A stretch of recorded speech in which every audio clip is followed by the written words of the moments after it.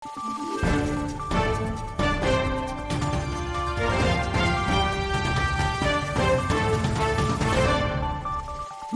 araw, Pilipinas! Ito ang Valiente News hatid sa inyo ng Office of the Vice President.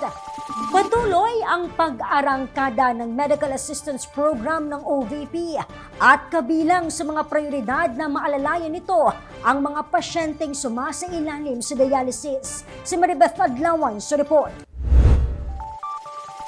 Mula Caloocan, tumungo sa tanggapan ng pangalawang Pangulo sa Mandaluyong City si Maricar upang ilapit sa tanggapan ang kalagayan ng kanyang tiyahin na kasalukuyang sumasailalim sa dialysis.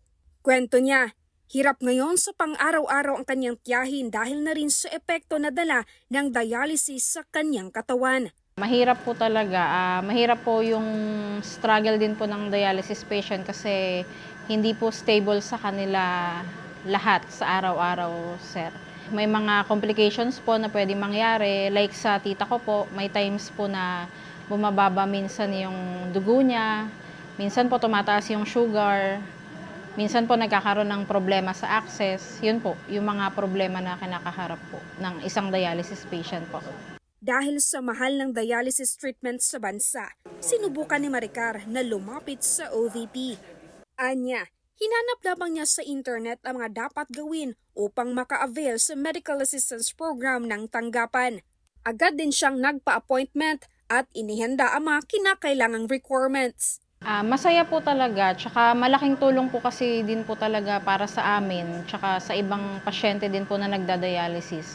Yung katulad po ng binibigay ng Office of the Vice President po, na tulong na medical assistant po para malaking bawas din po kasi sa gastusin po yung binibigay ng mga gamot po.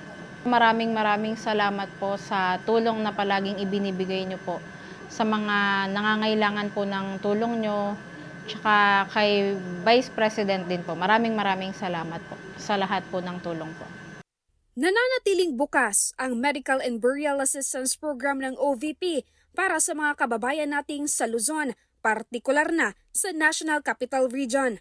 Sa mga nais mag-avail, tumungo lamang sa Robinson Cybergate Plaza sa Mandaluyong City. Ako, si Maribeth Adlawan, lahat para sa Diyos, bayan at pamilyang Pilipino. Valiente News. Abangan ang iba pang mga balita dito lamang sa Valiente News.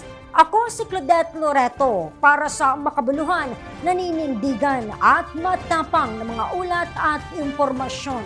Maraming salamat.